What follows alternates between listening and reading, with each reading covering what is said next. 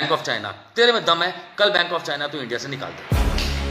है मोदी दम तेरे में? खुला चैलेंज है, नरेंद्र मोदी तेरे में दम है तो कल बैंक ऑफ चाइना इंडिया से बाहर कर।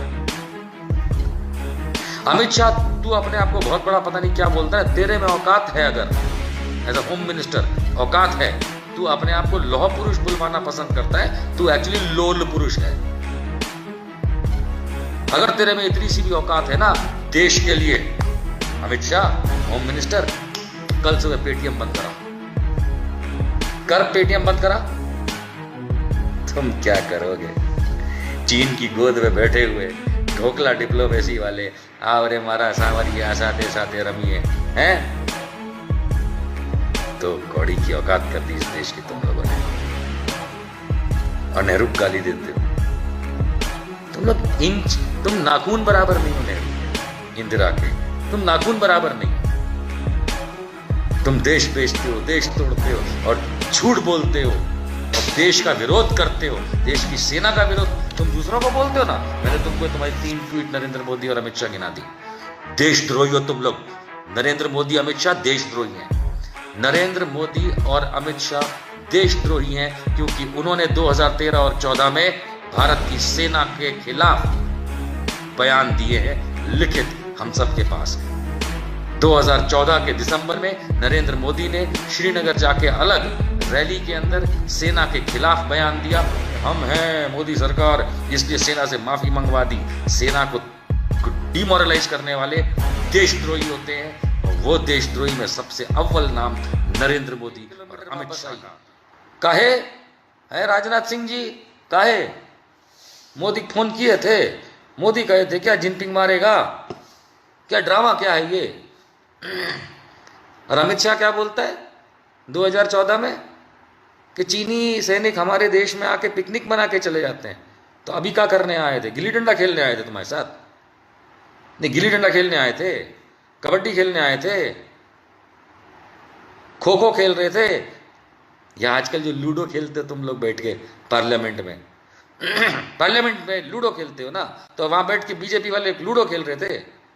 अरे भैया अमित शाह, एक तो तुम्हारे भूसा भरा है इसके अंदर, मोदी जी तुम्हारे खोपड़ी में तो कुछ है ही नहीं, क्योंकि जब तुम करते हो गंदगी सेना के खिलाफ, साबित किया है मैंने, अभी साबित किया है, तुमने सेना के खिलाफ और भी कई बार बोला है, पर चीन के मामले को लेकर के, पड़ोसियों को लेकर के नरेंद्र मोदी ने कम से कम 2 बार तो ट्वीट किया सेना के खिलाफ। इससे ज्यादा भी है, वो इस डिस्कशन का पार्ट नहीं है।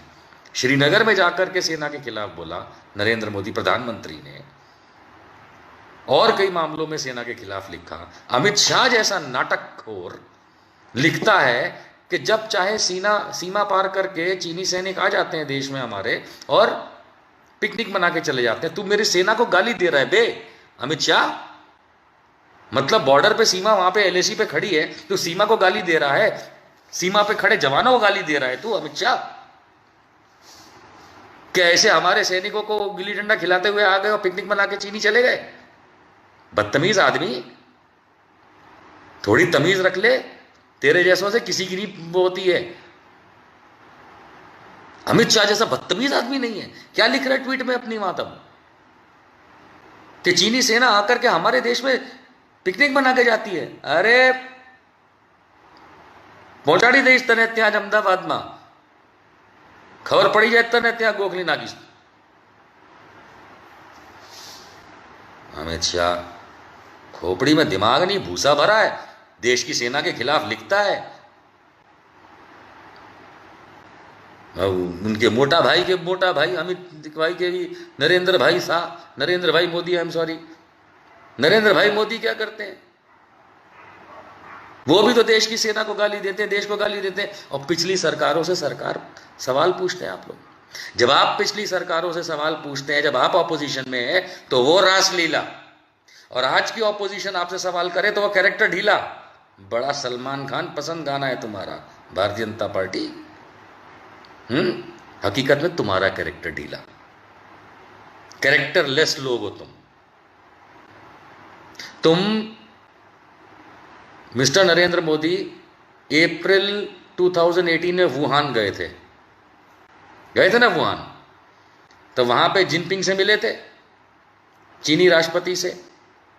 उस मीटिंग के बाद दोनों देशों के जो प्रीमियर हैं, अर्थात चीन का राष्ट्रपति और भारत का प्रधानमंत्री, इन्होंने अपनी अपनी सेना को डायरेक्शन दिया था। चीन के राष्ट्रपति ने चीन की सेना यानी पीएलए को डायरेक्शन दिया था, और भारत के प्रधानमंत्री ने हमारी सेना यानी इंडियन आर्मी को डायरेक्शन दिया था अप्रैल 2018 में कि भाई आपस में समझौते से, अच्छे से, म्यूचुअल कंसेंट से पूरी एलएसी पे थोड़ा प्यार मोहब्बत बढ़ाओ और कोई प्रॉब्लम मत आने दो। ये डोकलाम के बाद की बात है। सवाल ये उठता है, चीनी की सवाल तो हम कर ही नहीं सकते, हम तो अपने भारत का सवाल करेंगे। इंडियन आर्मी के उस समय जनरल थे जनरल बिपिन रावत। जनरल बिपिन रावत आज सीडीएस हैं, कंबाइंड डिफेंस सर्विसेज के। क्या जनरल बिपिन रावत ने अप्रैल 2018 से लेकर रिटायरमेंट तक क्या इस प्रोसेस पे कुछ काम किया? ये जवाब तो सरकार देगी, आर्मी से तो हम पूछ नहीं रहे, लेकिन काम तो आर्मी ने ही किया था, क्योंकि प्रधानमंत्री ने तो आर्मी को कहा था आपस में समझौता बनाओ, प्यार मोहब्बत बनाओ, बॉर्डर पे टेंशन मत लो। क्या कदम उठाए? मैं सवाल पूछ रहा हूं, और मैं भारत सरकार से सवाल पूछ रहा हूं, आर्मी से नहीं पूछ रहा। भारत सरकार बताएगी कि बॉर्डर विवाद जो है उसको सुलझाने के लिए जो वुहान 2018 में समझौता हुआ इंडिया और चाइना के बीच में, उसमें भारत के रक्षा मंत्री जो तब रही और अब हैं वगैरह वगैरह, क्या किया आप लोगों ने? कुछ नहीं किया, क्योंकि आप लोगों को आता ही नहीं है। चीन के सामने फुस्सू हो, हम जैसे लोग बैठे चीन आएगा साले को मार देंगे, लेकिन आप लोग क्या करते हो? करते क्या हो? यहां बैठ के राहुल गांधी ने वो किया, सोनिया गांधी ने वो किया, नेहरू ने वो किया, औरंगजेब ऐसा था। अरे जिन्ना के भतीजों, संघियों, तुम जिन्ना के भतीजे जो हो, तुम भारत में इंडिया में बैठ के हमारे पैसों पे पल के हमारी थाली में छेद करते हो। तुम वो नामुराद लोग जिनको लाल आंख दिखाएंगे, तुम क्या दिखाओगे? क्या दिखाओगे? कछु है दिखाने लायक? लाल आंख तो ठीक, कछु है दिखाने लायक? कछु ना है। डंग डंग जे हो तुम। मंदिर घंटा कोई भी आके बजा जाता है। 6 साल पहले उदाहरण देता हूं, ये वही अमित शाह, हमारे देश में नरेंद्र मोदी जी की सरकार बनेगी तो टेररिस्ट नहीं आएगा। मोदी की सरकार 2014 में बनी, उसके बाद ढगाम ढक टेररिस्ट, ढगाम ढक टेररिस्ट। जितना पूरी जिंदगी में भारत पे टेररिज्म अटैक नहीं हुआ, उतना मोदी के जमाने में हुआ। काहे हुआ? काहे काहे? पीली पीली गीली गीली कैसे हो गए भैया तुम्हारी? फिर पब्लिक को झूठ बोला, एब्रोगेशन ऑफ आर्टिकल 370 किया, डाइल्यूशन नाम एब्रोगेशन ऑफ आर्टिकल 3। अब कश्मीर में एक भी आतंकवादी हमला नहीं होगा। हर तीसरे दिन पे हम अपने सैनिकों के शहादत का गम मनाते हैं। किसकी वजह से? ये नरिया की वजह से, ये अमितिया की वजह से। नरिया वो अलग फेलियर, अमितिया तो है ही फेलियर। नरिया समझते हैं ना, नरेंद्र मोदी, अमितिया शाह। प्यार से बोल रहे ना, गुस्से थोड़ा ना बोल रहे, प्यार से बोले। नरिया, अमितिया, प्यार से बोल रहे। गुजरात में ऐसे ही बोला जाता है। तुम्हारे लोगों के समय में सबसे ज्यादा आतंकवादी हमला होता है। पाकिस्तान का तुम कुछ बिगाड़ नहीं पाते, कश्मीर को तुमने और बर्बाद कर दिया। और चीन, बड़े आए तुम, चीन को लाल आंख दिखाओगे, ललुआ कर दिया तुम्हारा उसने। खुद हमारी आर्मी को गाली देते हो, खुद हमारी आर्मी को उल्टा सीधा बोलते हो, तब कुछ नहीं होता। और आज जवाब देने में तुम्हारी हालत बिगड़ती है, फटती है। अरे दम है तो मुंह पे बोलो ना, कि नहीं बताएंगे, बोलो। मुंह दिया है ना ऊपर वाले ने, वैसे तो बहुत चलता है, भकड़ भकड़ भकड़ भकड़ भकड़, है नरेंद्र मोदी, सारा टाइम भकड़ भकड़ भकड़। और जब काम की बात करें तो मुंह में 2 उंगली डाल के बैठ जाते हो। ऐसे तो देखो ट्विटर पकड़ के, भाइयों बहनों हम ये करते, भाइयों बहनों हम वो करते। और चीन की बात आई तो मुंह नहीं खुलता तुम्हारा। ट्विटर पर कुछ लिखते नहीं, वरना दुनिया भर में टुटरियाते रहते हो, दुनिया भर का टुटरियाते रहते हो, 2-2 हैंडल लेके, 3-3 हैंडल लेके, PMO official handle, Narendra Modi का खुद का हैंडल, और नरेंद्र मोदी _इन तीसरा हैंडल है, और दुनिया भर का भाजपा, दुनिया भर का अमित शाह। क्या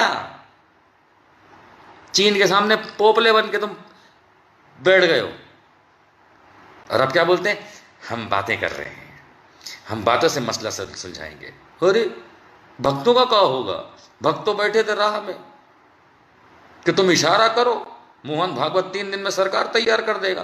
क्या हुआ भागवत जी, सरकार सेना नहीं बना पाए, 3 दिन में सेना बनाने वाले थे मोहन भागवत हैं, 3 दिन में सेना बनाने वाले थे मोहन भागवत, क्या हुआ, ना हुआ का जे तो बताओ। तुम भी साले झूठ बोलते हो फालतू का, तुम्हारे में अकल ना है ढेले भर की, गोबर भरा तुम्हारे अंदर पूरा, और 3 दिन में हम सेना बना दें। अबे 3 दिन में तुम खड़े हो पाओगे? 3 दिन में सेना बना देंगे, काहे नहीं गई तुम्हारी सेना वहां पे? संघी सेना फटती है, चड्डी गीली हो गई, ओ सॉरी चड्डी पीली हो गई। ड्रामा मचा रखा तुम लोगों ने देश में। चीन हमारे घर के अंदर घुस के आता है। LAC बहुत लंबी है और एक लंबा विवाद है, वो कोई 2 दिन में नहीं सुलझता, इसीलिए पहले भी नहीं सुलझा, अभी भी नहीं सुलझेगा। लद्दाख में बहुत बड़ा 1000 किलोमीटर से ज़्यादा का जो स्ट्रेच है वो LAC है। LAC का मतलब होता है लाइन ऑफ एक्चुअल कंट्रोल, उसमें बॉर्डर नहीं है। वो ये जो 62 की वॉर थी उसकी वजह से जहाँ रुक गए वहाँ रुक गए वाली सिचुएशन है। वही चीज़ सिक्किम में है, सिक्किम में भी रुके हुए हैं, वही चीज़ अरुणाचल में है।